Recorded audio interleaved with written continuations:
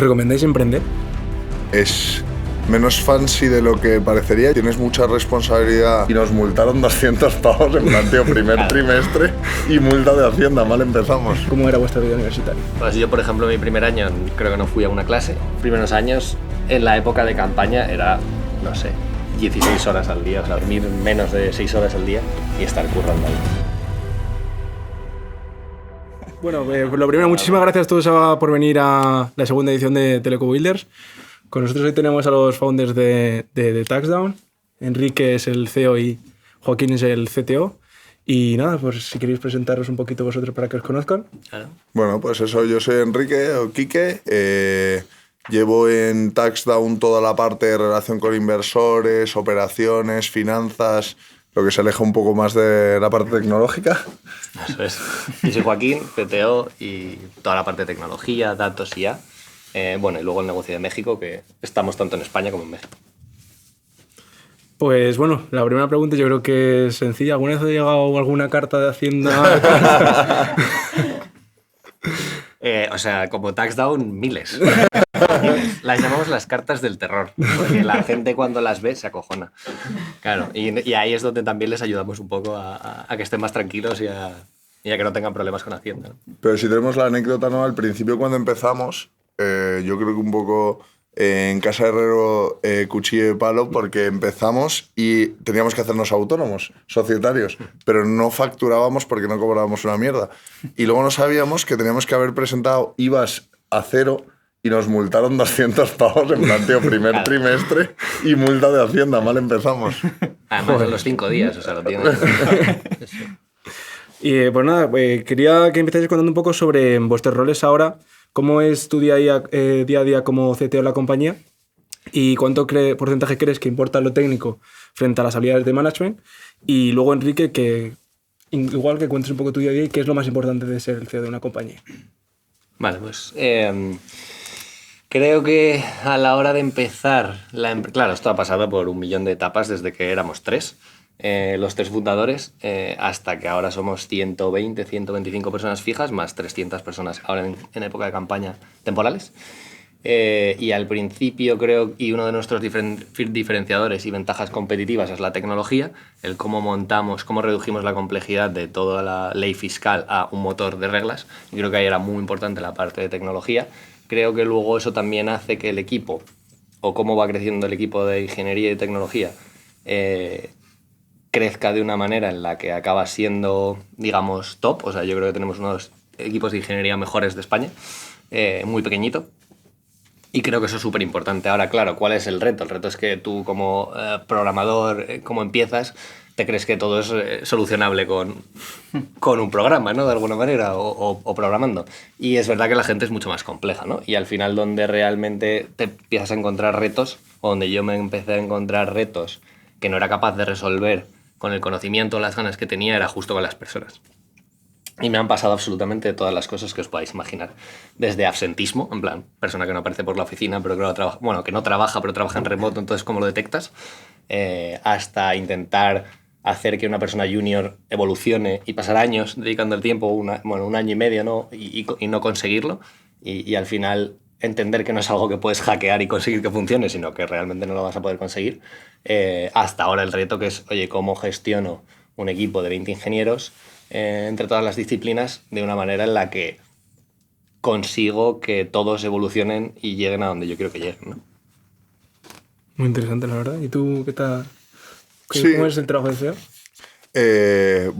Es menos fancy de lo que parecería, yo creo. O sea, al final creo que es un trabajo en el que tienes mucha responsabilidad, tanto de puertas para afuera. Al final eres como muchas veces la cara hacia afuera de la compañía, de cara a inversores.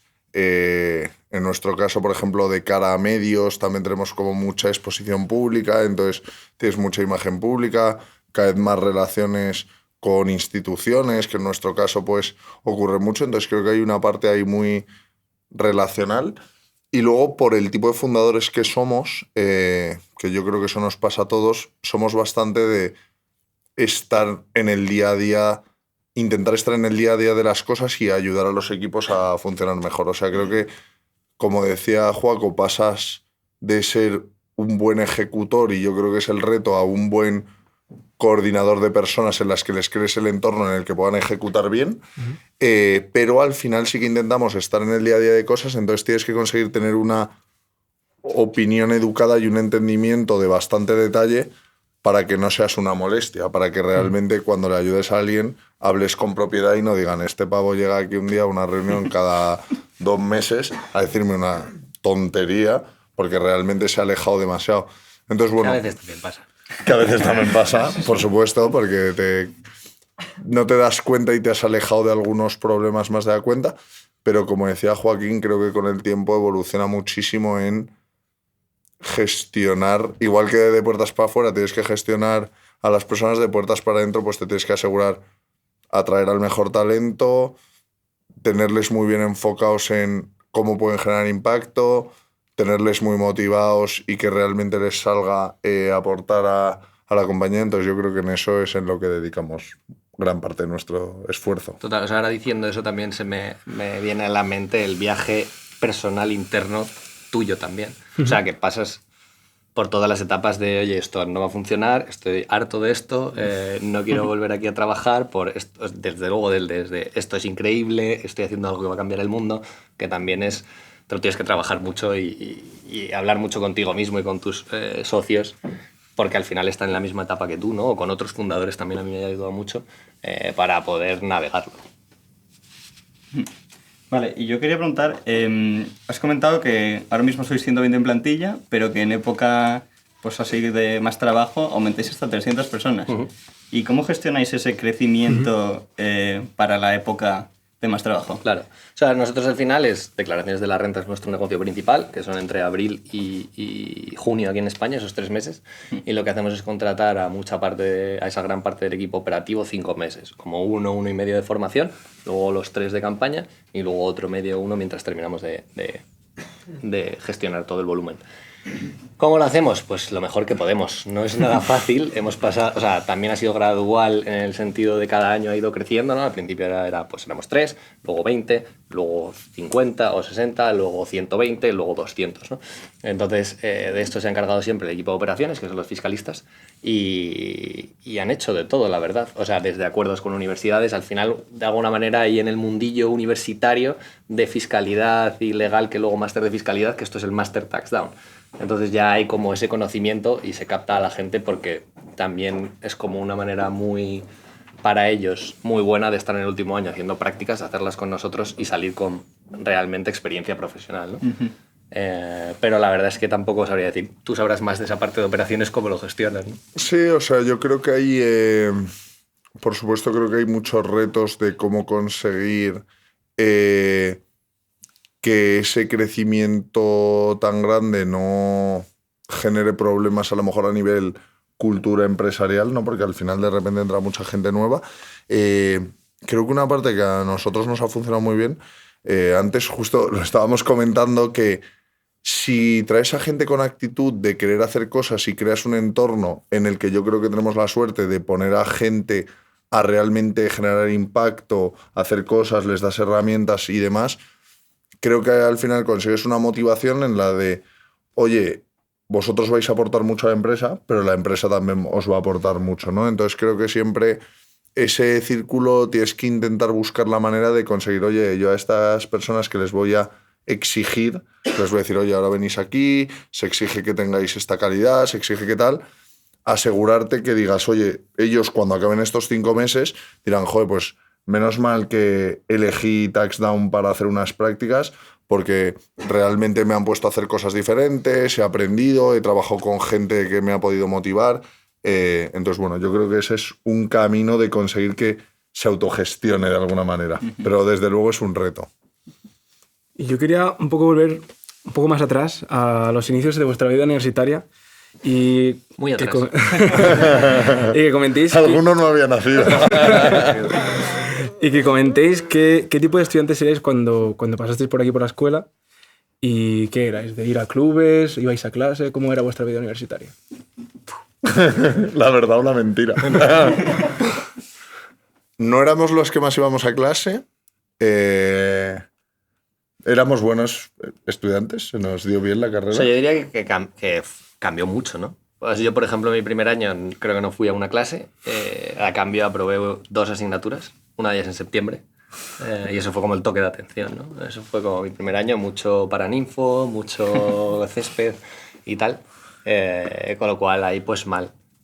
De hecho, en mi primer año, mi primer examen, que era Física 1, con Alberto Alcocer, que supongo que ya no está, yo creía que había aprobado. O sea, yo venía de un mundo en el que los ejercicios que había hecho pues estaban más o menos bien y creía que había aprobado y me jugué ahí una cerveza con un colega tal y fui a ver los exámenes, claro, la nota de los exámenes que antiguamente se colgaba en el tablón y un 0,8.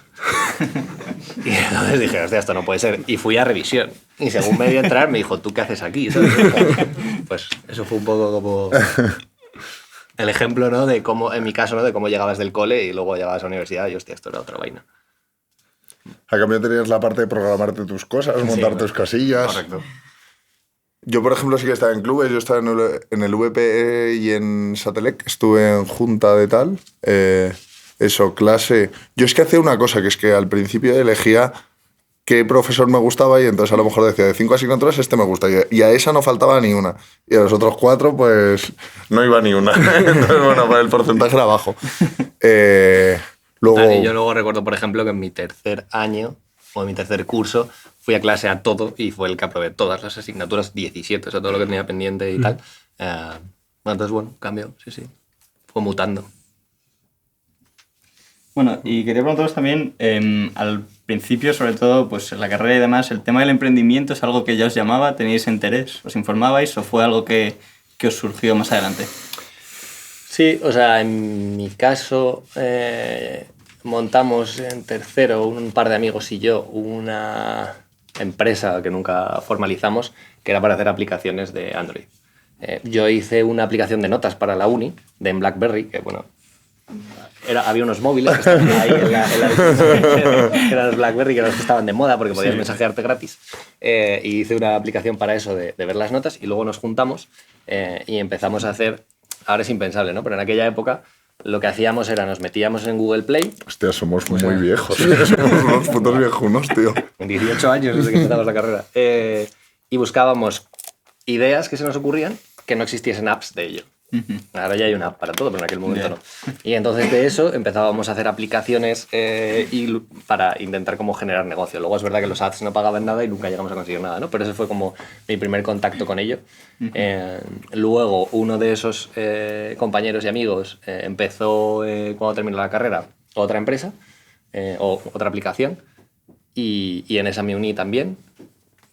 Y luego la verdad es que ya me mudé, ya estaba viviendo en San Francisco, de hecho, y no perseguí nada hasta que nos juntamos para montar Taxdown. Pero bueno, ahí sí que, como ese interés sí que lo fui teniendo. ¿Tú, Enrique?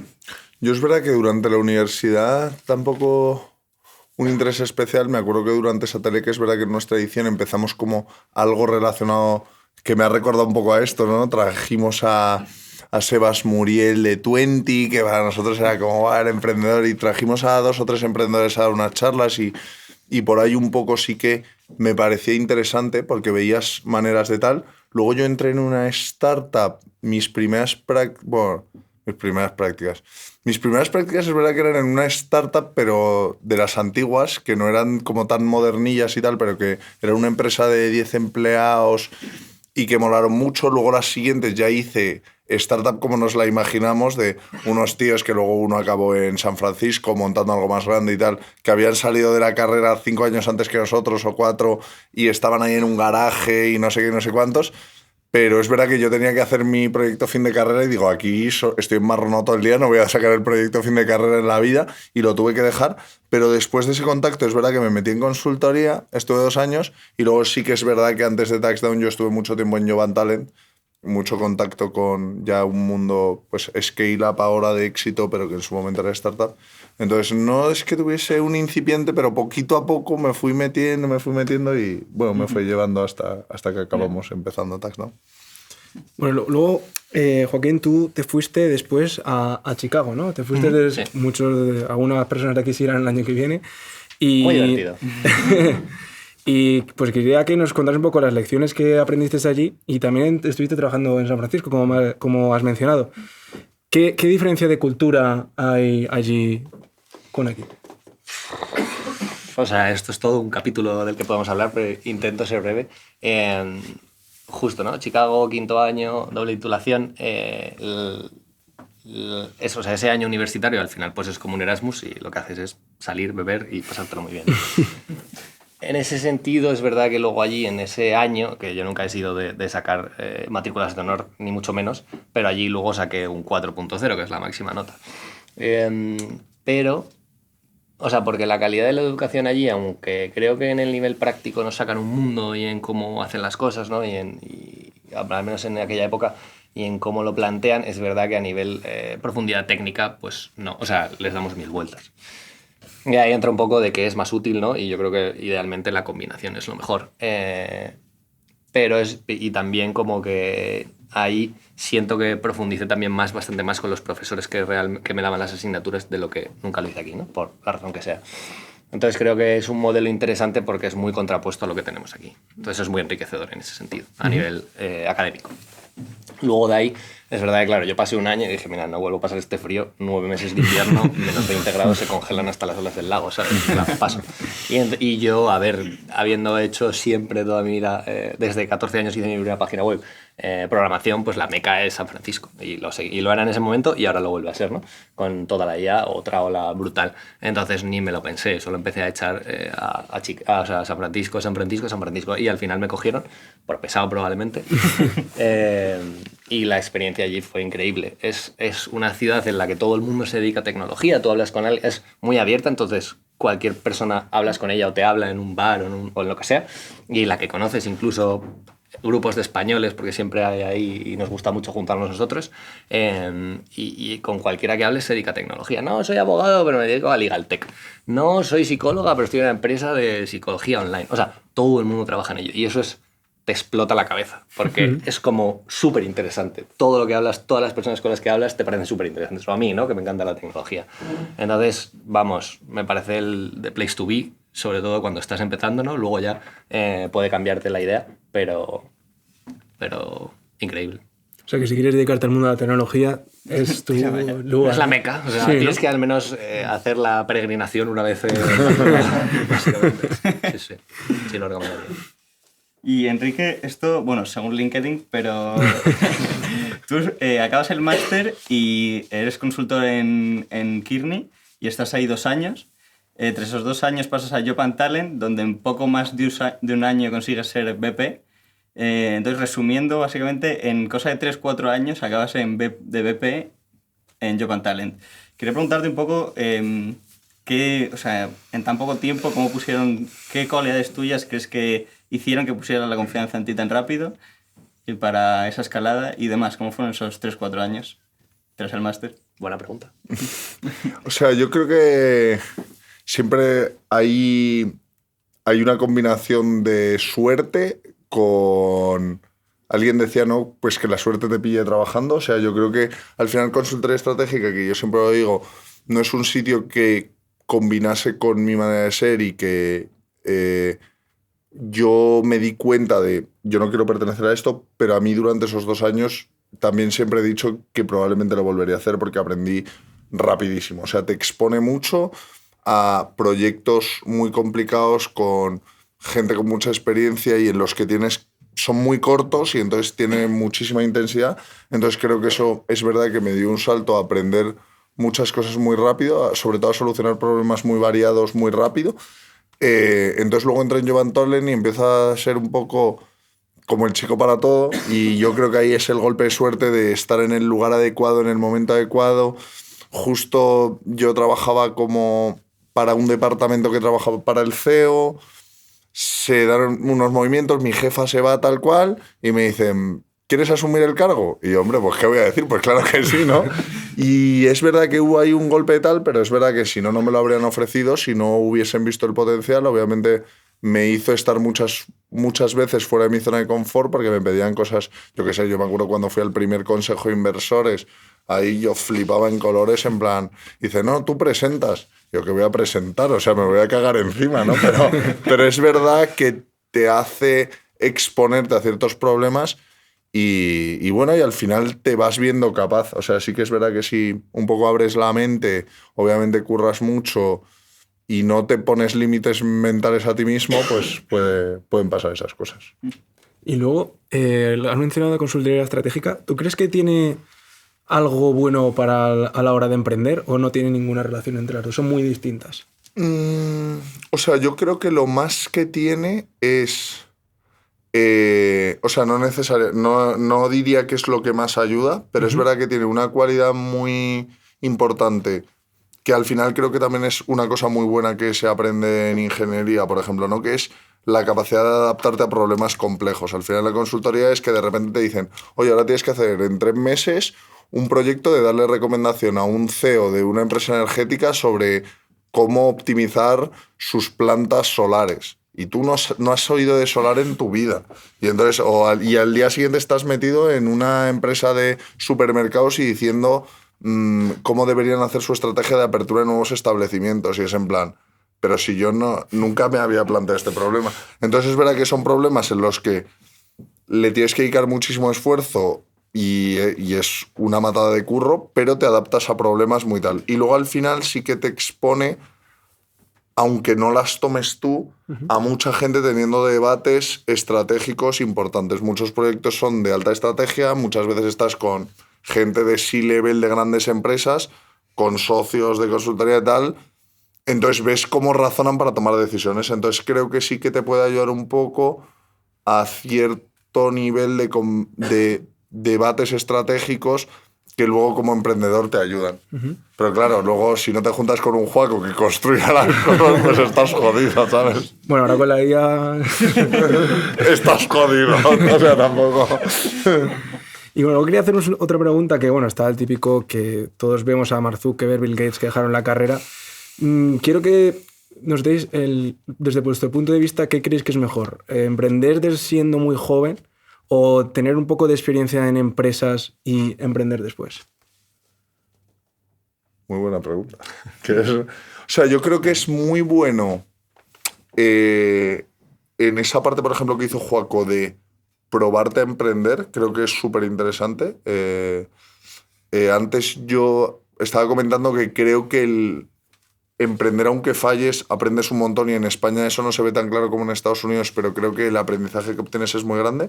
Creo que no tienes que estar con la expectativa de decir, voy a ser Mark Zuckerberg, voy a montar algo con 20 años y me va a salir, porque es muy improbable. Porque es verdad que luego creo que hay algo en el ver el mundo empresarial y ver empresas un poco más maduras que te enseña a cómo funcionan las empresas, qué problemas tienen, a encontrar defectos de mercado, que aunque alguna gente sin ver eso, pues yo que sé, tiene un don y de repente le sale, es verdad que me parece que hay cierta complejidad. Entonces creo que es un híbrido creo que probar cosas desde joven es súper bueno, sin una ambición tan grande de que te salgan, que si te sale fenomenal, pero de aprender, y luego hacer un paso por algo un poco más estructurado, creo que también ayuda a luego escalar el negocio.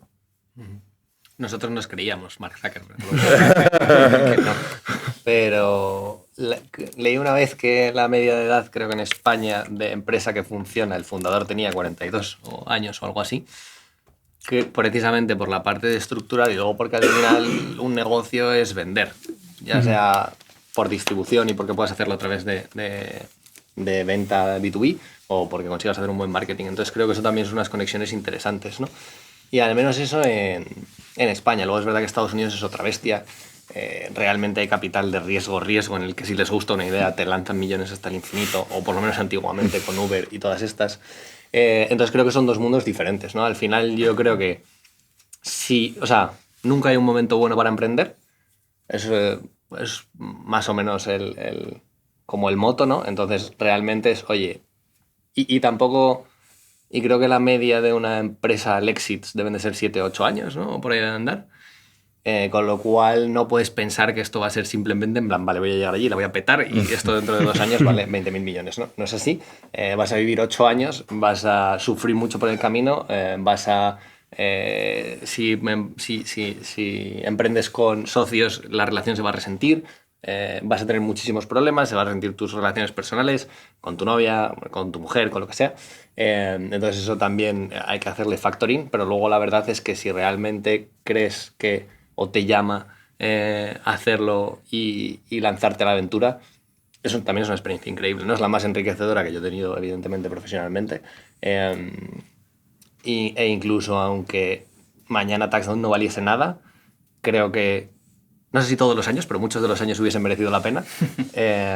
Y que, sí, básicamente.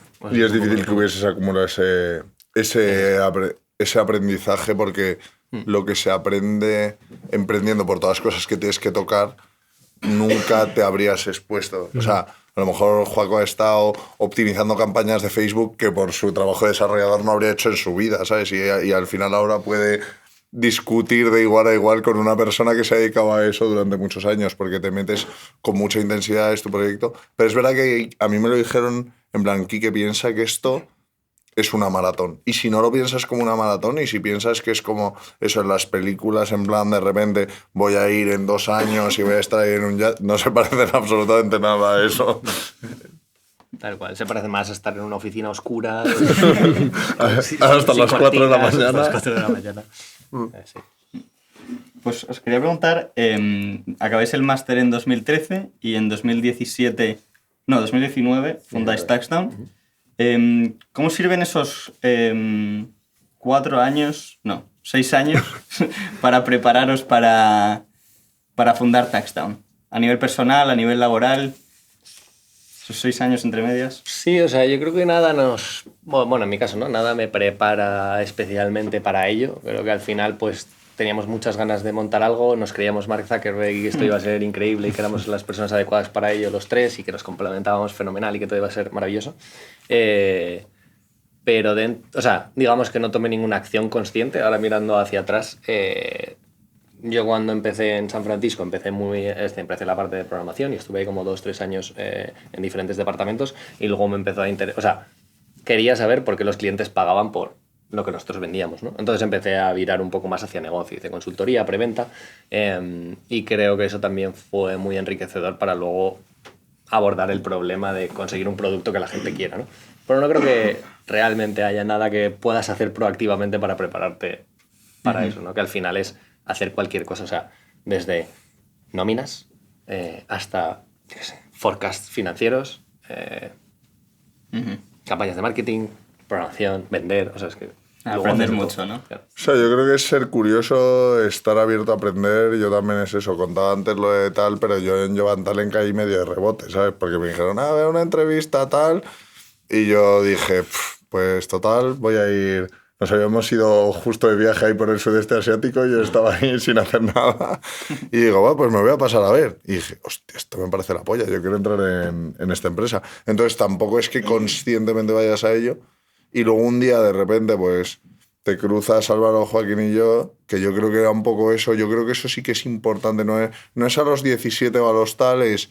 Si realmente te cruzas con un problema que te enamora resolver, que ves que no está bien resuelto y tienes el equipo adecuado, o bueno, si te sientes con fuerza de hacerlo solo, pero es verdad que es un trabajo duro y más para hacer en solitario.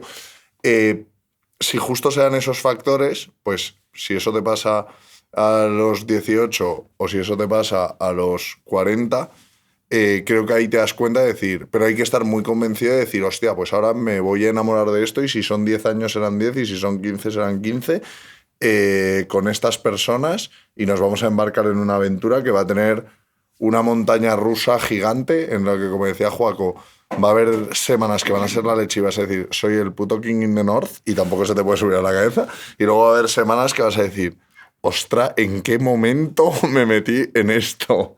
Total. Pero hay que estar preparado para eso. Eso es un poco trampa, porque nosotros nos enamoramos fácil. O sea, de hecho, Claro. cuando empieza Touchdown no es diciendo, queremos montar esto. Es muy consultoril, como venían ellos. Es coge una lista de 100 ideas, Puntúalas, tío. O sea, y allí había de absolutamente todo, desde una marca de ron hasta, no sé, es que ni me acuerdo. Sí, no sé, cosas de cripto, había... Un crypto exchange, etcétera, y había una lista de 100, puntúalas, luego las hablamos, luego acabó en 10, luego de ahí hicimos un one pager de cada una y luego elegimos 3 y de esas 3 hicimos ya un análisis en profundidad de 5 páginas y luego ya ahí nos ganó Taxdown y ya nos enamoramos. Nosotros siempre enamorados de los impuestos desde el primer día. Nosotros muy ingenieros, nuestro socio nos compró como un libro, el manual de renta, y Joaco dijo, o sea, estás flipando si pretendes que me lea un libro de 500 páginas legal. Entonces hizo así un diagrama de cómo se calculaba todo el impuesto y dijo, con esto vamos a trabajar. Ahí empezamos. ¿Y cómo surgió que dos personas de la carrera se juntaran para... O sea, ¿cómo es esa relación entre vosotros y cómo es la relación con el tercer fundador, Álvaro?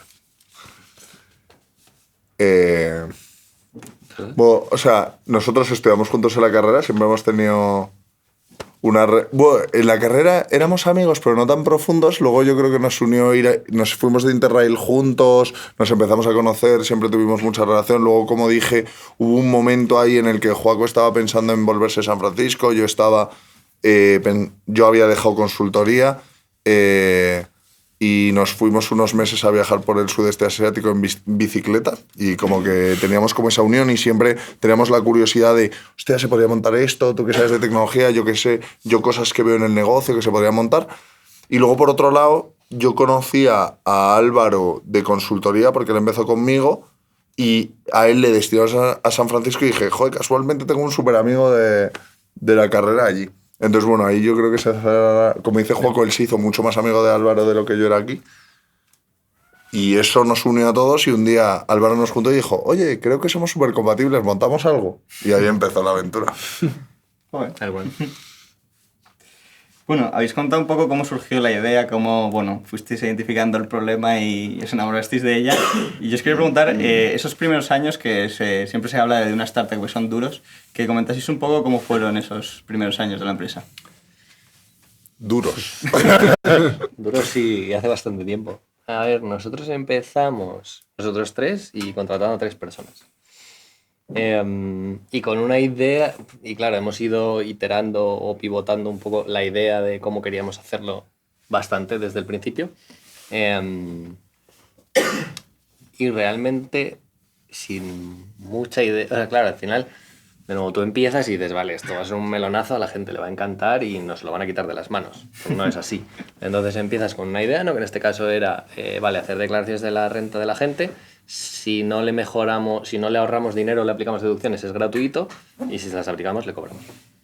Eso pues no funcionaba por ningún lado porque resulta que no a tanta gente o de la que nosotros teníamos le devuelven el dinero.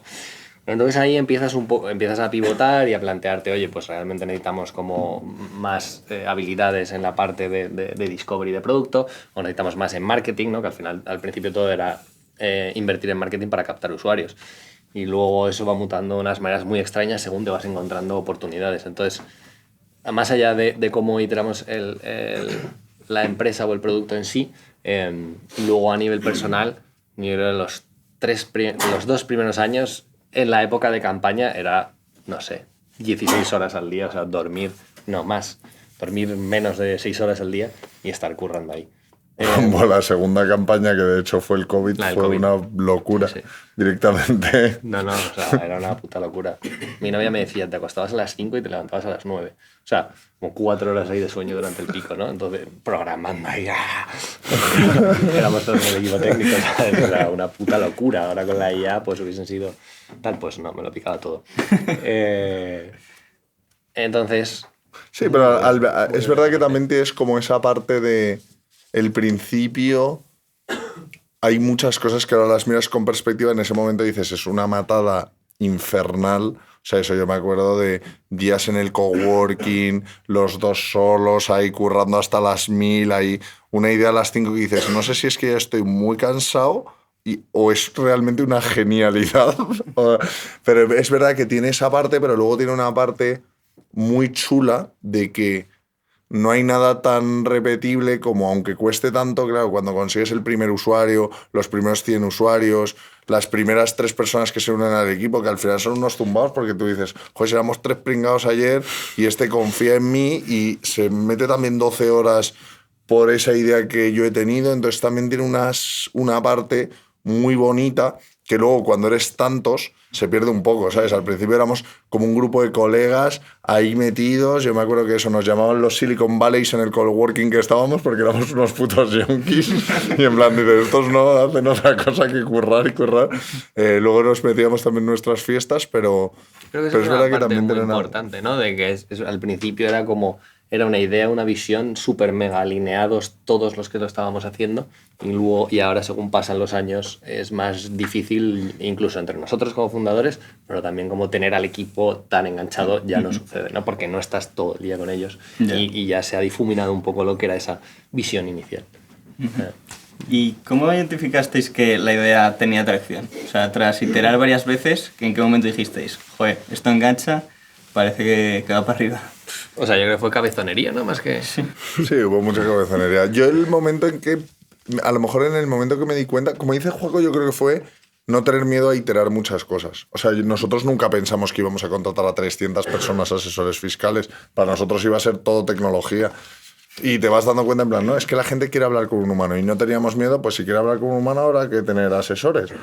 Pues si hay que traer 20, pues traeremos a 20. Y si hay que traer 100, pues ya encontraremos la manera y crearemos las herramientas. Pero yo sí que recuerdo el momento que para mí fue la atracción. Como os decía al principio, yo me acuerdo perfectamente el primer pago. Teníamos una campana y la tocábamos cada vez que pagaba uno, ¿no? Y a lo mejor era cada 3 horas. En plan, tío, ha pagado 35 pavos y llevamos 5 meses eslomaos para que cada 6 horas un pavo pague 35 euros. Esto no nos va a salir nunca. Y yo tenía conectado al móvil la plataforma de pagos y me llegaba un mail cuando pagaba a alguien. Y al principio era, qué feliz, qué feliz. Y yo me acuerdo un día que hicimos una barbacoa en mi casa con los amigos y tal, y empieza el teléfono, a vibrar, a vibrar.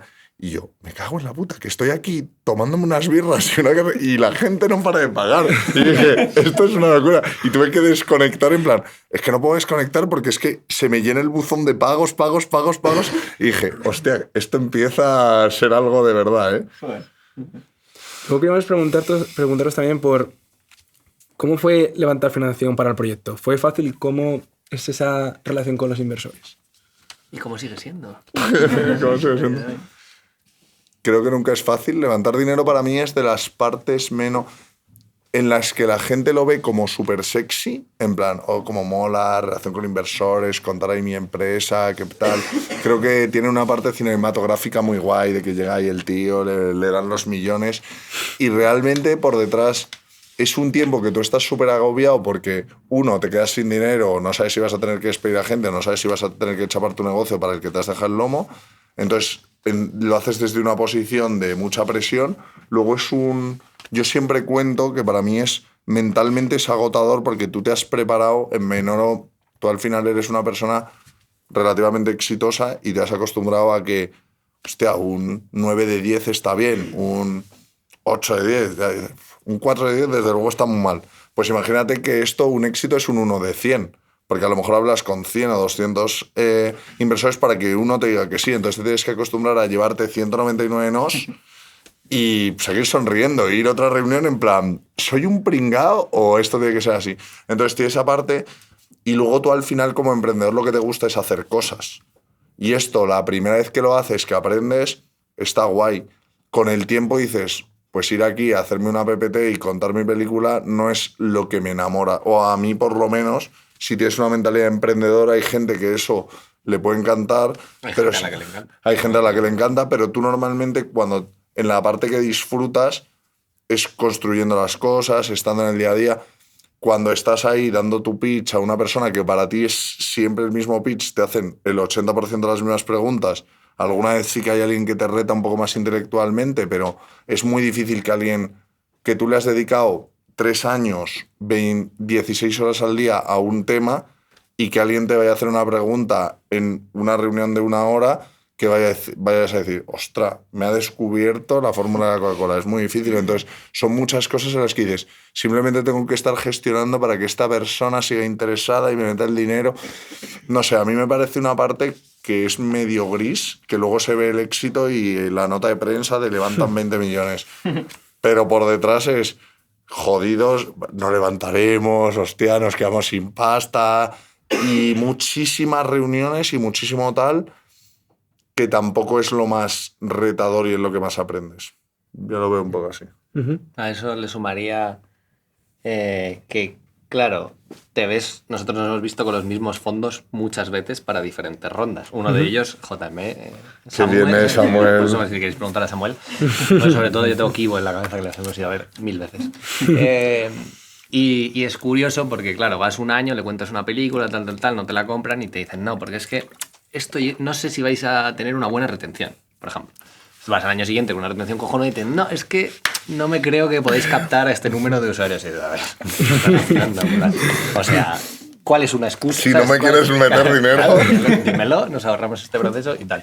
Entonces es una parte muy de no entiendo qué pasa, ¿no? Que claro, luego el mundo de los fondos, ya os contará, es otra película interesante.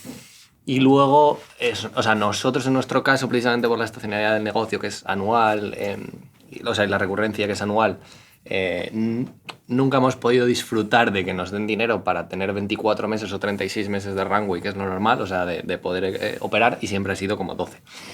Y dentro de esos 12 también nos hemos sabido gestionar mal en general. Nosotros hemos vivido, los 2 primeros años de Taxdown era la época en la de crece, o sea, te meto dinero porque crezcas y traigas usuarios, aunque no sepas luego cómo monetizarlos, y nosotros estábamos en esa ola, y luego vino vale, esto ya no vale. Entonces, de repente te pilla y dices, hostia, como que, o sea, pero ya acaba de pasar la campaña, no tengo dinero. Y ahí llega un momento muy, o sea, para mí lo más duro, para mí cuando ahora me dicen, ¿estás nervioso o te preocupa o tal? Y yo digo, mira, o sea, he estado a punto de no poder pagar nóminas como 3 veces en mi vida a 60 personas. En plan, esto, ¿sabes? O sea, no está ni en la misma dimensión. Que yo supongo que no le pasa a todos los emprendedores, ni mucho menos, pero en nuestro caso eso ha sido una de las cosas como más complicadas de levantar dinero, ¿no? El estar ahí necesitándolo y todo el mundo dándote largas o tal. Al final siempre lo hemos salvado, por suerte, de una manera o de otra.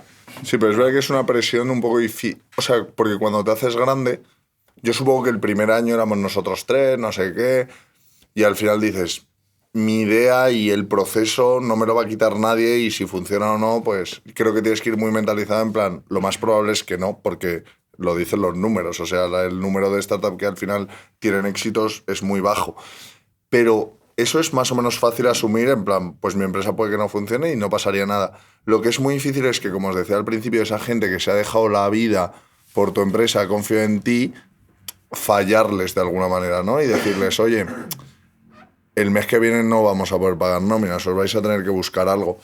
O voy a tener que despedir a un 30% de la plantilla, y dices, a lo mejor ha sido un error mío, pero sé que si encima me voy va a ser peor para la compañía. Entonces a lo mejor es que tampoco hemos tenido que pasar por eso, pero yo, por ejemplo, lo había vivido en Yogan Talent y lo viví desde segundo nivel y me pareció durísimo, en plan, hostia, coger ahí y decir, hemos medido mal, hemos pensado que íbamos a levantar este dinero, no lo hemos conseguido, tenemos que echar el 30% de la plantilla. A mí me parece terrible. Yo siempre he vivido con ese miedo. Entonces, como levantas mucho desde esa sensación, no lo disfrutas, ¿sabes? O sea, no... El día que te dan el dinero sí, pero es más como un alivio que un... Y además dices, bueno, pues ahora llevamos mucho tiempo perdido en esto, vamos a ponernos a currar, que nos han dado dinero para algo. Y habláis ahora de alguna situación, pues, de pagar nóminas crítica y demás. Quería preguntaros, en estos 7 años que lleváis, ¿cuál fue el momento más bajo de la compañía y qué lección os llevasteis de eso? Bajo en el sentido de veros jodidos y decir, oye, igual, bueno, no sé si habrá habido alguno, pero igual hay que cerrar o lo que sea. Sí, o sea, yo creo que hemos estado pues, a punto de no pagar nóminas 2 veces, ¿no? O algo así, a 2 meses o algo así, o a un mes.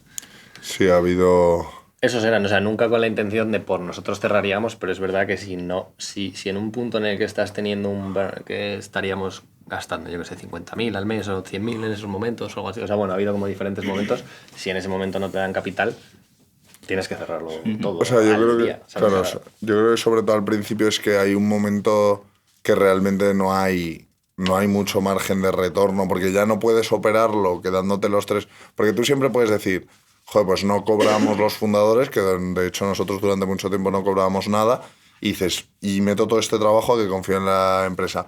Pero luego hay un nivel de escala en el que dices, es que aunque nosotros tres nos quedásemos sin salario currando, no funciona la compañía. Entonces ahí dices, pues mira, si no nos salen bien, nos quedan 3, 4 inversores vivos, si ninguno le conseguimos convencer, pues esto tiene bastante mala pinta. Es verdad que creo que nunca lo hemos visto desde el pesimismo, creo que siempre lo hemos visto en plan, lo podemos conseguir y si llega el momento en que los 4 nos digan que no, pues será que no. Y ya pensaremos en la siguiente fase que es, ostras, tenemos que cerrar, pero vamos a pensar en qué va a ocurrir. Pero es verdad que ha habido muchas que hemos estado limando con muy poco tiempo y decías, ya no sé a quién llamamos como esta nos salga. Y ya después de todo lo que habéis comentado, ¿recomendáis emprender? por supuesto. O sea, yo lo recomiendo mucho, pero es verdad que creo que la gente tiene que tener muy claro lo que implica emprender. O sea, yo siempre a muchísima gente le recomiendo hablar con emprendedores. Creo que mucha gente, yo siempre estoy a disposición de hablar con quien quiera, que quiera montar, que te cuenten lo bueno y lo malo. Yo creo que es lo más chulo, como dice, si eres curioso, si te gusta aprender, si te gusta vivir una experiencia completamente diferente, o sea, siempre vas a poder, además es como muy reversible, ¿no? Siempre vas a poder volver, ir a un sitio, aplicar y entrar. Eso, en cambio de emprender, pues necesitas una época vital en la que vayas a tener un tiempo en el que te puedas meter esas palizas, tienes que encontrar con una persona que, si quieres montarlo con alguien, esté en tu mismo momento. Entonces, si se te da la oportunidad y de verdad sabes lo que implica, a mí me parece una maravilla. Pero tampoco creo que esté hecho para todo el mundo. Hay gente que dice, joder, lo voy a pasar fatal, no le voy a ver la parte bonita, pues entonces te lo ahorras a lo mejor. Total, sí, o sea, yo 100% sí es algo que realmente te llama la atención, que quieres hacer, que te pica la curiosidad, ¿no? Es verdad que luego quizás hay caminos intermedios como, oye, pues métete en una startup que tenga 5 personas y lo vas a vivir desde muy cerca, pero bueno, el riesgo que vas a tener es el mismo, que es quedarte en la calle. Es verdad que no te vas a tener que encargar de ciertas cosas, pero o sea, la experiencia es única, ¿no? De lo que puedes vivir ahí fuera de emprender y si te pica la curiosidad y quieres, lánzate a ello. A veces no tienes por qué. O sea, es que nosotros, de nuevo, ¿no? Nuestro negocio es un poco complicado en el sentido de que es estacional y de que es directo a consumidor, pero hay otras maneras de emprender que son, oye, pues voy a empezar haciendo consultoría de lo que sea, veo un camino y ataco por ahí, ¿no? Es que es un mundo. También depende mucho de la empresa que montes o de lo que quieras. Luego también hay mucho que creo que eso no se ve mucho a las rondas, pero yo siempre admiro un montón las empresas que lo hacen de modo bootstrap. No tienes tanta prisa, vas autofinanciando con tu crecimiento la compañía. Es más difícil que te pase eso de decir, joder, es que mañana tengo que cerrar, porque es en plan, a no ser que tengas mucha dependencia en un cliente, yo voy cerrando clientes, con eso voy creciendo en número de personas. Entonces eso también me parece una manera, con algunas cosas menos arriesgadas, que también puede ser muy guay. Y bueno, que es verdad que yo creo que nosotros, si miramos al pasado, dices, joder, cuando en el momento pues sufrimos un huevo. Cuando lo miras a pasado dices, hostia, también. Y creo que cuanto más perspectiva cogeremos, diremos, joder, le echamos huevos y qué bien lo pasamos también. Y cuando aprendimos, ¿no? Pues yo creo que eso sí que estuvo guay. Y luego, en cuanto al tema de emprender, pues mucha gente se va a Estados Unidos porque dicen que hay más facilidades, San Francisco y demás. ¿Qué creéis que necesita España para dar como ese salto y facilitar a las... Bueno, está avanzando mucho, pero facilitar a las startups y que España se convierta en un centro tecnológico? O sea, muchas cosas, sí, yo diría. Lo primero, apoyar de alguna manera en general al autoempleo y el emprendimiento, ¿no? Por ejemplo, en España, si quieres tener una empresa, te tienes que hacer autónomo societario, que es el tramo más alto de autónomo. Entonces, por no estar cobrando nada durante 2 años, como en nuestro caso, teníamos que pagar 450 pavos al mes de cuota, más presentar unos modelos a cero. O sea, como hay un mundo absurdo, muy complicado. Luego, claro, depende de con qué país te compares, ¿no? Pero si te comparas con un país como Estados Unidos no sé qué debe acumular del mundo, pero la gran mayoría del capital de riesgo, o sea, allí sí que hay, y ahora le preguntáis la semana que viene a Samuel también, allí sí que hay, o sea, capital de riesgo de o sea, ha cambiado, ¿no? Con el tiempo, pero asumo que voy a perder 9 de las 10 empresas, pero una va a ser un 100 o un 1000X, ¿no? Ahora se ve eso en IA y es otra cosa, otra bestia completamente diferente, pero eso en España no es tan común. No es tan común que yo haya visto vale, me creo la idea y voy a meter dinero a fondo perdidos. O sea, se busca más seguridad, ¿no? Particularmente en España. O quizás en otros mercados como Alemania o Inglaterra es un poco diferente. También creo que allí hay, bueno, o sea, en Estados Unidos seguro, ¿no? Y siempre que se analiza esto y cómo se conseguiría replicar el modelo de Estados Unidos, habla mucho de la unión que hay entre universidad y empresa privada. En plan, Silicon Valley no sería lo que es si no estuviese Stanford ahí y no hubiesen promocionado, invertido, incluso tenido sus propios fondos para también invertir en las empresas que salen, darles continuidad. Y una colaboración público-privada que aquí ya pues depende de dónde entren tus ideales y del socialismo o tal o lo que sea, realmente hacer que esa funcione. Y eso aquí no existe. Por lo menos en mi época, ahora tampoco, y creo que hay más una lucha entre lo público y lo privado que una unión entre ambas, por lo menos a nivel de emprendimiento y de llevarse la investigación pública al ámbito privado, aunque luego lo consigas hacer de una manera que revierta en lo público, pero eso creo que haría falta resolver eso. Y luego, en general, dinero y capital a niveles locos. Una de las cosas que convierte a Silicon Valley en lo que es la cantidad de dinero que pagan. O sea, yo como junior, como mi primer trabajo, empecé ganando $85.000 al año en 2013. O sea, eso aquí no pasa, ¿no? Y a día de hoy es 10 veces eso si trabajas en IA y eres researcher. O sea, también hace falta como ir entendiendo que realmente a la gente, para traerte a la gente buena, pues tienes que acabar pagándoles mucho, ¿no? Creo que esas serían las cosas principales. Sí, o sea, estoy súper de acuerdo. Creo que tenemos el talento para que pase. Creo que hay una evolución muy grande. Creo que cuando nosotros estábamos estudiando no existían los Globo, Cabify o Van Talen. O sea, cada vez hay más ejemplos de gente que ha sido capaz. Antes era casi 20 y parabas de contar. No había alguna más, pero había poquitos casos, sobre todo en el mundo tecnológico. Creo que va mejorando un poco el ecosistema. También que cada vez es más fácil que una empresa española levante de un fondo de capital americano o europeo grande. Es verdad que el capital para mí es un problemón. Creo que la regulación no nos ayuda especialmente en Europa en general. O sea, al final, entornos súper regulados minimizan la creación de oportunidades. Entonces creo que ahí también hay un tema. Y como decía Joaco, más allá de... Hay como un freno en empresa grande y en público a correr ciertos riesgos. Creo que allí un Google de repente contrate a un proveedor que sean 2 en su garaje, pasa.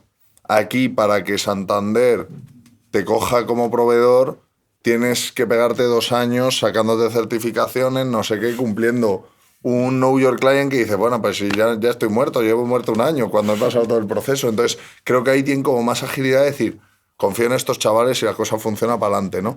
Entonces creo que eso también nos falta un poco de mentalidad de ser un pelín menos risk-averse en general como sociedad para que pasen, que haya más oportunidades, que se creen más oportunidades. ¿Y qué proyectos tiene ahora Touchdown hacia el futuro? ¿Hacia dónde se dirige ahora la empresa? Tú eres el de... CEO.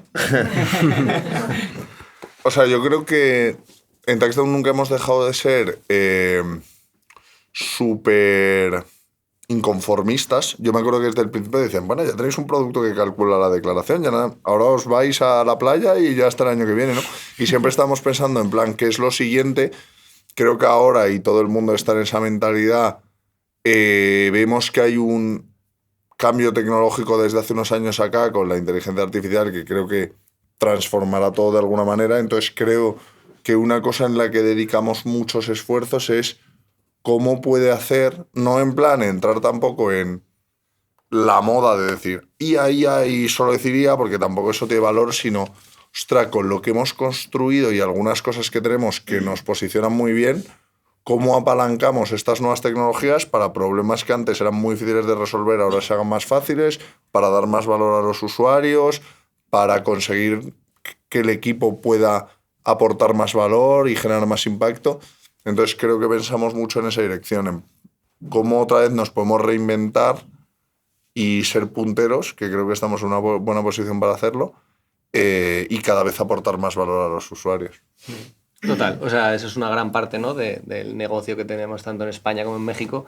La otra es, oye, hay más países, ¿por qué no abrir más países, sí, ¿no? Si tienes la oportunidad y llevar como el servicio a muchos más, que al final por cómo es nuestro producto es diferente en cada país, entonces tampoco es como si fuese un SaaS en el que digas, vale, ahora abro 40 países solo con vendedores, hay que ir construyendo cada uno y eso es un reto súper interesante.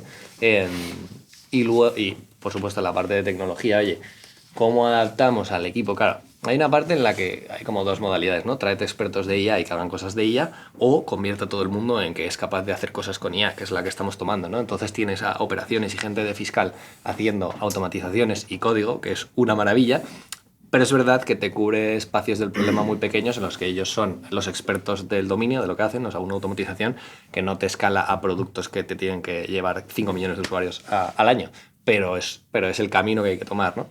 Que esa es la gente que no es técnica y luego la gente que es técnica, oye, ¿cómo consigues que adopten la tecnología, las herramientas de una manera en la que les multiplica la velocidad de su trabajo?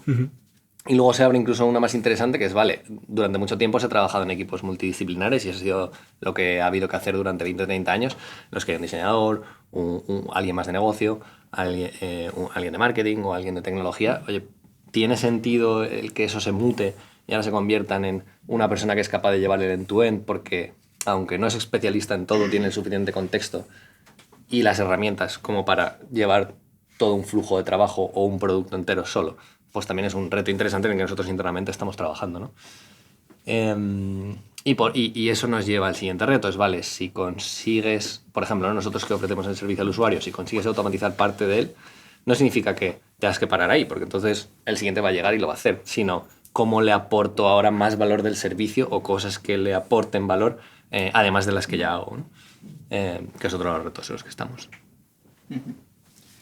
Yo, para ir cerrando ya, iba a pedir que os mojaseis un poco con el tema de la inteligencia artificial y los puestos juniors, ¿no? Que estamos viendo un montón de despidos y bueno, aquí a la mayoría nos importa porque estamos a punto de saltar ese mundo. Entonces, que os mojaseis un poco con vuestra opinión, qué debe hacer hoy en día un junior para poder tener un perfil mejor con el tema de la IA. Total.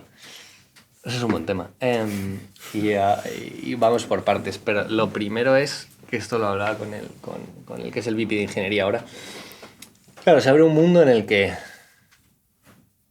o sea, hay dos vertientes, ¿no? Una es la gente que más conocimiento tenga, como siempre en realidad cuando ha cambiado la tecnología y llegó el email o el internet, la gente que no es mayor con más conocimiento pero que no es capaz de adaptarse, la gente que es mayor y sí tiene conocimiento y se adapta muy rápido, pero también viene la gente joven que no tiene tanto conocimiento, tanta experiencia, pero es nativa de lo que está haciendo, ¿no? Los AI native los llaman ahora, que antes eran los internet native y así.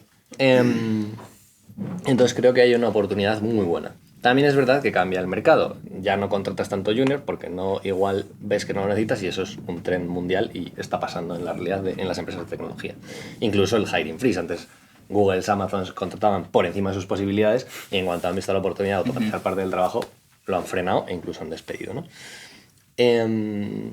Pero luego, igual que cuando llegaron las redes sociales aparecieron los creadores de contenido y es una industria millonaria, quizás con la IA llega una era en la que lo que hay son value creators, por llamarlos de alguna manera, ¿no? O builders, en los que siendo junior igual no deberías de intentar, o sea, claro, esto no es la situación particular de cada uno, ¿no? Pero igual no es tanto voy a conseguir un trabajo de junior, sino como voy a construir yo algo de cero, hacer como ese emprendimiento, aunque a lo mejor tu intención no sea llevarlo hasta término, pero probar eso, intentar conseguir vendérselo a alguien de alguna manera y a partir de ahí ganar tu experiencia para luego poder demostrarla de cara a un trabajo.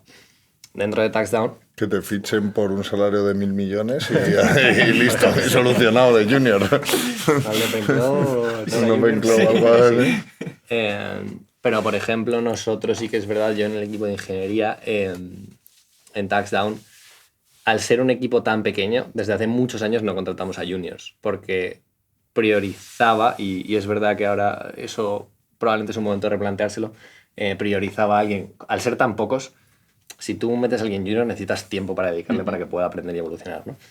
Y al ser tan pocos, prefería un equipo mucho más compacto y que ya tuviese una cierta experiencia y background para poder realmente meterle y que fuese una bala, ¿no? Pero eso, ¿no? Creo que ahora son más capacidades de, oye, soy capaz de utilizar la IA para construir cosas de valor y eso poder demostrarlo de alguna manera a ese nuevo empleador, que hay muchas maneras. Eso, ¿no? Lo construyes, lo montas y luego aprender a contarlo bien, porque todo es contarlo, no todo es venderte. Pero creo que un poco por ahí iría yo. Sí, yo creo que en general los dos somos bastante optimistas con la tecnología, entonces yo creo que abrirá un montón de oportunidades, pero a mí un razonamiento que sí que me parecía muy interesante, justo ahora Joaco decía, oye, al final el freno para fichar juniors, por ejemplo nosotros, era, tienes que dedicarle mucho tiempo. Primero necesitas un senior que les dedique mucho tiempo y luego esa persona hasta que llegue al nivel de construir cosas del valor de un senior vas a necesitar años. Y tienes una startup que tiene que ir muy rápido, entonces no tienes ese tiempo, ¿no? El tiempo es muy difícil. Entonces creo que ahora la gente que sea muy buena junior, lo que pasa es que es como si tuviese 24 horas a un senior a su lado ayudándole y puede empezar a resolver problemas de senior mucho antes. Entonces si tienes la curiosidad de no utilizar un cloud code para darle a aceptar y realmente dices, hostia, ¿por qué ha hecho eso así? Voy a preguntarle, voy a indagar, voy a tal. Creo que puedes aprender muchísimo más rápido de lo que se podía aprender en nuestra época y sin depender de que alguien te lo explique. En plantear un problema y si tú eres súper curioso es, no te voy a molestar en 8 horas al que tengas, pero me voy a buscar la vida, voy a hacer todas las preguntas, tal. Y entonces, claro, esa persona cuando te viene de vuelta, antes un junior se queda atascado, en plan, pues ya, hasta que no me han puesto audiencia dentro de 3 horas, pues me quedo aquí, no puedo hacer mucho. Te peleas y buscas en Stack Overflow, pero pierdes una cantidad de tiempo en la que no estás aprendiendo tanto, o bueno, si estás aprendiendo algo en saber buscar y tal, pero no es tan acelerado. Ahora es que le estoy preguntando, me estoy intentando indagar cómo cojones ha hecho esto, por qué ha hecho, luego me salgo de aquí, pregunto a ChatGPT en plan, oye, maneras de montar estos sistemas, intento informarme, leer sobre ello, tienes muchísimo acceso a información, entonces creo que si eres muy curioso, dejar de ser junior es muy rápido, ¿sabes? Puedes dejar de serlo bastante más rápido que antes. Entonces habrá mucha gente por ahí que le adelantarás por la derecha. En los que decía Joaco, creo que habrá mucha gente mid o que no tenga un conocimiento súper único, que si se despistan un poco, pues gente que tiene ese tiempo y lo dediquen a aprender y en ser muy curioso, creo que vamos a tener unos profesionales que van a ser la leche. Y ya por cerrar, quiero que deis un consejo a todos los que están aquí, que la mayoría son estudiantes. Uno cada uno, un consejo que les daríais a todos ellos. Qué difícil es dar consejos a la gente, ¿no? No, yo creo que yo una parte que decía ahora, creo que en general, de una manera o de otra, y cada uno tiene que encontrar su camino, ¿no? Pero yo diría que intentar ser curiosos e intentar siempre hacer cosas que te motiven. Creo que hay mucha gente que se agota en sitios que no le mueven una mierda y empiezan a pasar los años y de joder, si es que tampoco estás haciendo nada que te motive y te ilusione. Es mejor estarte dejando los huevos por algo que te ilusione, ¿no? Y luego eso, ser curioso, nunca dejar de intentar aprender, porque creo que siempre que aprendas, de una manera o de otra, luego te va a volver. Entonces, en sitios en los que veas que estás aprendiendo y tal, pues ahora hay otro a mi lado que gana más, pero a lo mejor si no aprende nada y se aburre y está esperando a salir, pues para mí, luego cuando mires dentro de 10 años dirás, pues vaya. Entonces, yo creo que nosotros hemos sido muy inquietos y creo que ha sido una cosa que a la larga nos ha beneficiado. Total, o sea, la curiosidad desde luego. Yo más que 2 consejos voy a decir 2 cosas que para mí son fundamentales cuando veo a alguien y creo que va a ser la siguiente rockstar del equipo. Una es agencia, ¿no? Que se llama, que es, oye, si yo te doy algo para hacer y tienes que hacer este proyecto, lo coges y lo sacas. Y me da igual cómo te apañes, cómo lo hagas, con quién tengas que hablar, no vengas cada 5 minutos a esperar que yo lo haga por ti, ¿no? Esa sería la primera. Y la segunda es no tener que explicarte lo mismo 2 veces. Que eso puede ser o porque eres un genio y se te queda en la cabeza o porque te lo apuntas todo, me da igual. Pero no me preguntes 2 veces lo mismo, ¿no? Que al final para mí es esa manera de, oye, te he estado escuchando, lo he entendido, me lo he apuntado y cuando tengo que volver al mismo problema soy capaz de mirarlo y resolverlo yo solo lo cual me permite ir construyendo sobre eso, ¿no? Porque si todo el rato estoy preguntando es que ni siquiera he entendido lo básico. Entonces creo que no sé cómo eso se puede adoptar como consejo desde vuestro lado, pero creo que son dos habilidades que yo tengo y que valoro mucho en el equipo y que creo que demuestra y que creo que al final desde el punto de vista de una startup o de un jefe o llámalo como quieras o incluso de ti como emprendedor son diferenciales, ¿no? Con respecto a el resto del mercado laboral con el que estás compitiendo de alguna manera. Vale. Bueno, pues muchas gracias, muy valiosos los consejos. Ahora vamos a dejar tres preguntas, porque nos hemos ido un poco de tiempo del público. Así que... Alejandro.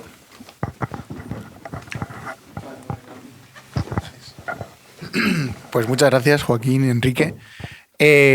Habéis hablado muchísimo de Estados Unidos, cuando os han preguntado qué tiene que mejorar España, como que habéis puesto el baremo, ¿no? En Estados Unidos. Has hablado de la meca de la tecnología, Silicon Valley. Pero para los que querramos emprender, y sobre todo en el sector tecnológico, ¿qué creéis que es mejor? ¿Fijar la vista en Estados Unidos o fijar la vista en China? Buena pregunta. Claro, o sea, yo siempre hablo de Estados Unidos porque al final he vivido allí, la empresa en la que estaba era una startup, etcétera, etcétera, pero el mundo está cambiando, desde luego. Lo que pasa es que para mí, o sea, China es otro universo, o sea, ya no es otro país, otro universo, que no entiendo, o sea, que no te podría responder a eso. Creo que también es, no, siempre estoy a percepción, en cuanto a culturalmente, yo siempre me voy a sentir más unido a Estados Unidos porque culturalmente es más parecido a nosotros, ¿no? Y China es otra cosa. Pero desde luego China va a ser, si no es ya, una potencia mundial tan o más importante que Estados Unidos. Pero claro, es muy state-owned, entonces, o sea, muy realmente por parte del Estado. Entonces, no sé cómo podrías, a la hora de emprender, ser tu inspiración, ¿sabes? No sé, o sea, no sabría cómo. En Estados Unidos lo veo muy claro y es lo que nos han vendido y las películas y todo eso, pero con China es que ni lo entiendo. Bueno, ahora se está abriendo un camino comercial entre España y China, muy concreto. Pedro Sánchez estuvo allí hace unas semanas y demás. Entonces, no sé, puede ser justo esa vía comercial abierta después de tantos años como el primer paso para esa apreciación cultural que obviamente nosotros al ser occidentales tenemos mucho más fácil con Estados Unidos.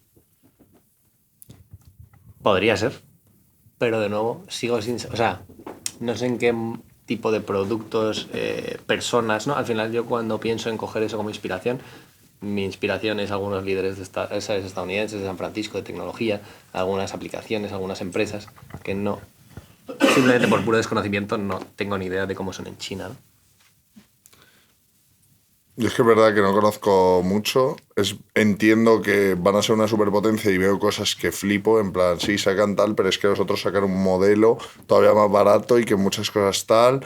O en el COVID, cuando veía construyen un hospital en 2 días, decía, pero esta gente, ¿cómo hace eso, tío? Es muy loco. Entonces es verdad que a mí me maravilla las cosas que consiguen y el nivel de avance tecnológico y todo que tienen.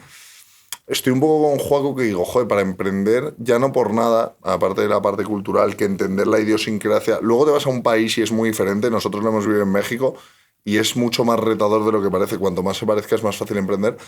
Pero es que ni siquiera sé si legalmente, o sea, no sé cuántos emprendedores no chinos tienen la facilidad de abrir ahí un negocio. O sea, hay países que son muy proteccionistas. O sea, por ejemplo, nosotros que hemos pensado en Brasil, pues ya te tienes que poner un socio que sea brasileño y allí seguro, y tiene que tener un 51% de tu empresa. Entonces, claro, ya entras desde un punto de vista, a lo mejor los inversores ahí no es tan fácil que te inviertas si no seas chino. Entonces, no sé qué trabas vas a tener, que Estados Unidos es verdad que una cosa que ha hecho con mucho éxito es que todo el mundo lo vea como el sitio de tal, y entonces han atraído muchísimo talento en el que luego miras las estadísticas y la mitad de los CEOs no son nativos americanos. Muchísimas de las startups que surgen ahí son fundadas por emigrantes. Entonces, bueno, no sé, yo creo que es por eso que vemos, y por la experiencia de que ellos han vivido mucho allí y tal, y hemos tenido más contacto con inversores americanos y tal, lo vemos un poco más cercano y tangible.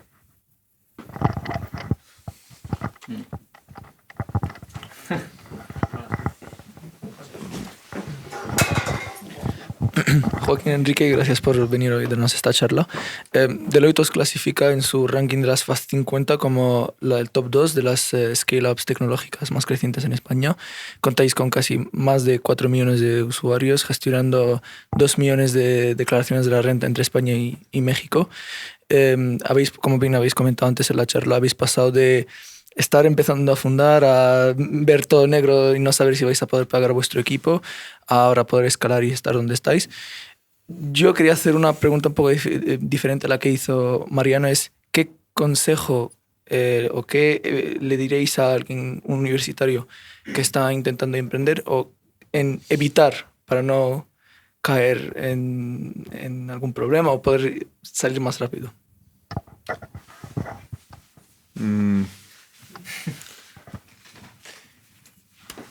¿Qué evitar?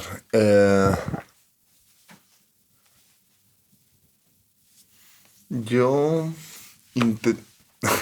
Una parte que intentaría evitar es depender mucho de fundraising, que creo que ya hemos dicho todos los problemas que hay.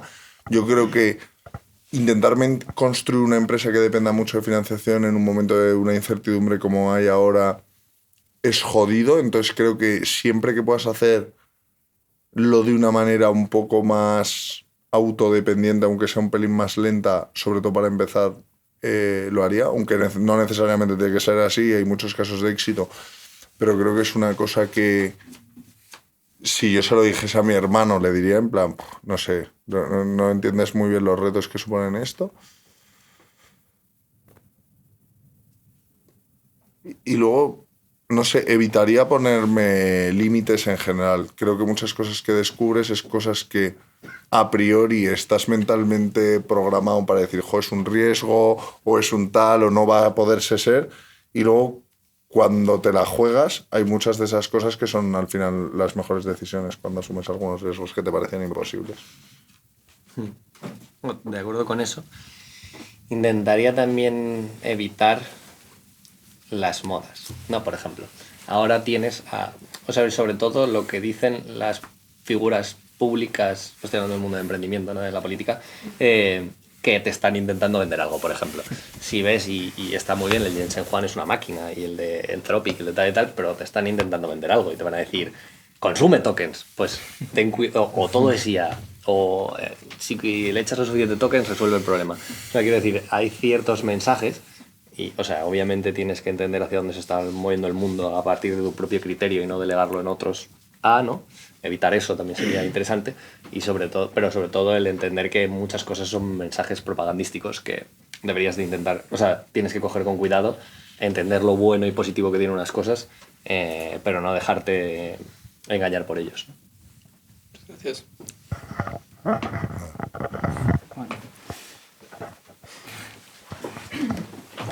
Venga, yo rápido para no alargarme mucho.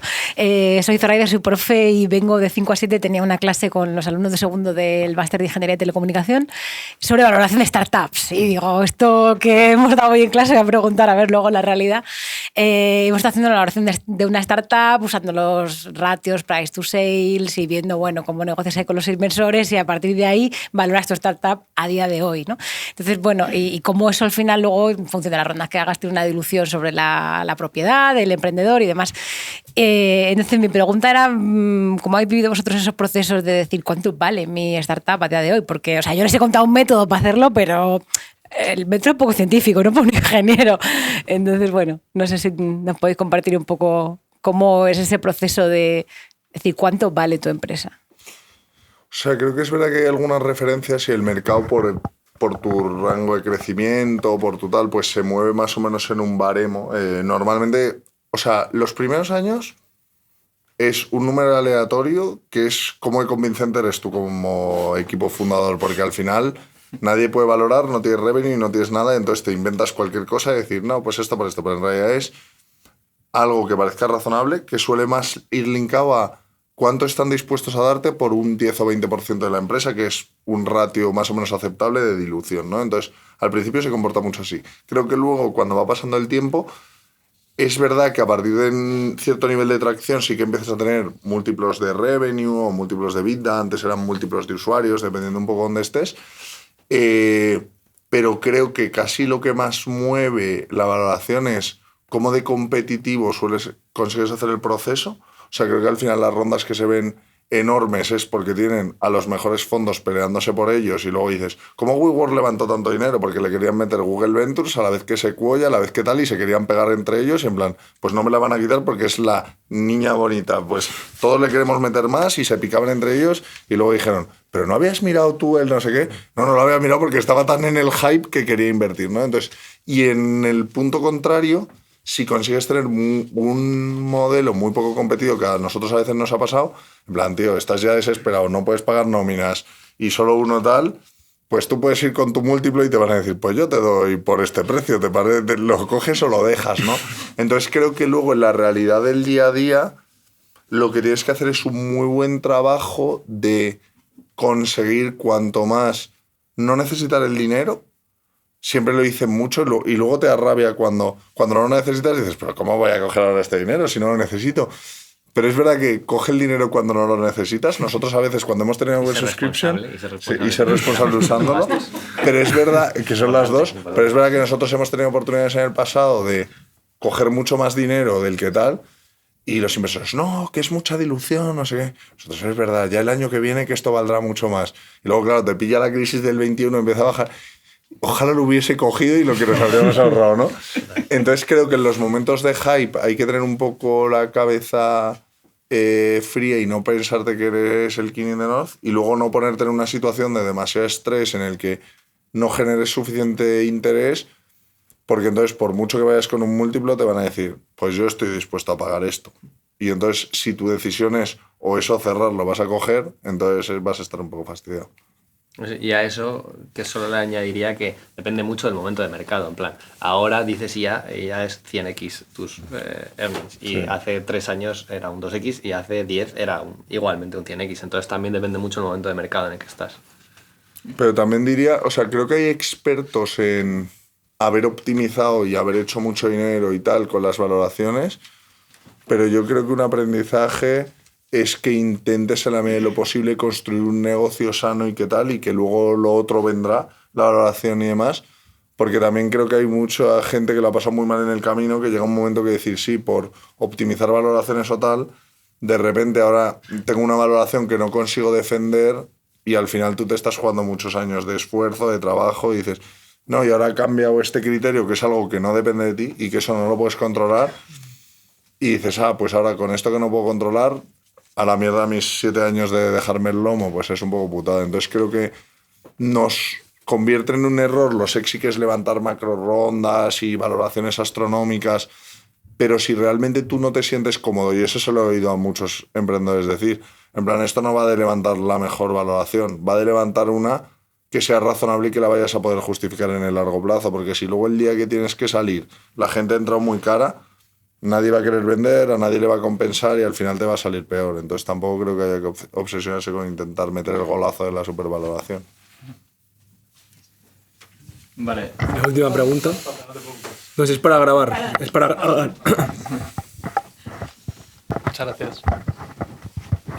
Pues yo quería interesarme un poco de manera muy esquemática y resumida cómo ha sido ese proceso desde la venta del SaaS hasta lo que tenéis ahora, cuáles han sido los cuellos de botella que habéis tenido que ir superando de manera muy esquemática y los más importantes que habéis tenido. No lo he entendido. ¿Desde la venta del SaaS en qué sentido? Sí, desde que empezasteis, desde que esa idea hasta lo que tenéis ahora, ¿cuáles han sido los cuellos de botella más importantes así de empezar primero a validar la idea, de tener esa idea, ahora tenéis otros cuellos de botella que imagino que será la expansión más a otros países? O sea, yo a lo mejor, Joaco contaba un poco, creo que al principio tuvimos muchos retos del modelo de negocio. Al final, cuando cobrábamos solo al que ahorraba, el porcentaje sobre el que potencialmente podíamos cobrar se hacía muy pequeño y entonces era muy difícil tener una buena monetización. Luego creo que hubo un cuello de botella muy importante en la distribución, en cómo marketizábamos el producto y sobre todo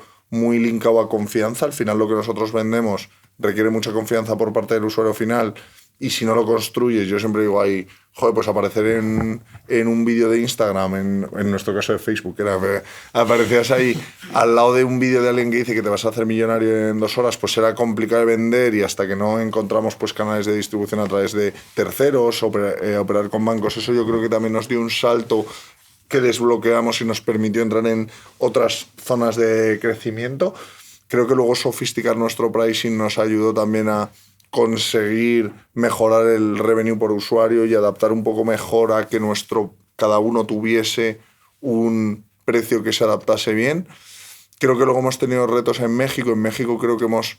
a lo mejor eso lo cuenta mejor Joaco, que lo estaba liderando, pero al principio era imposible monetizar, y a lo mejor ahí también tuvimos nuestros bottlenecks. ¿Lo quieres contar o acabo? Luego, acaba tú y luego ya. No, pues creo que ahí hubo ciertos cuellos de botella hasta que entendimos el mercado, la propuesta de valor. Nosotros íbamos con lo mismo que queríamos contar aquí, ¿no? En plan, oye, pues tu asesor digital o lo que sea, ¿no? Y ahí era tu declaración bien hecha, y ahí la gente, pero si la declaración no va conmigo, o sea, esto me la suda, ¿no? Entonces, hasta que descubres, tengo que cambiar el enfoque y decirte, voy a conseguir la evolución, pues fue un cuello de botella. Luego, cuando habías descubierto eso, decías, aún así la conversión es una mierda. Entonces, le dimos la vuelta al modelo de negocio para que la gente pagase con su devolución.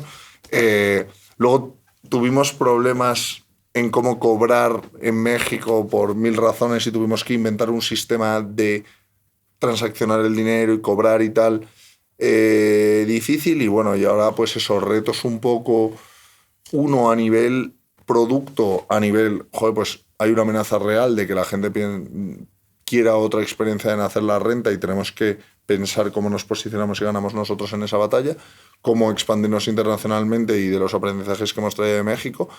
Y cómo escalar el equipo y mantener el nivel de velocidad que has tenido cuando eres un equipo pequeño a un equipo de cientos de personas, ¿no?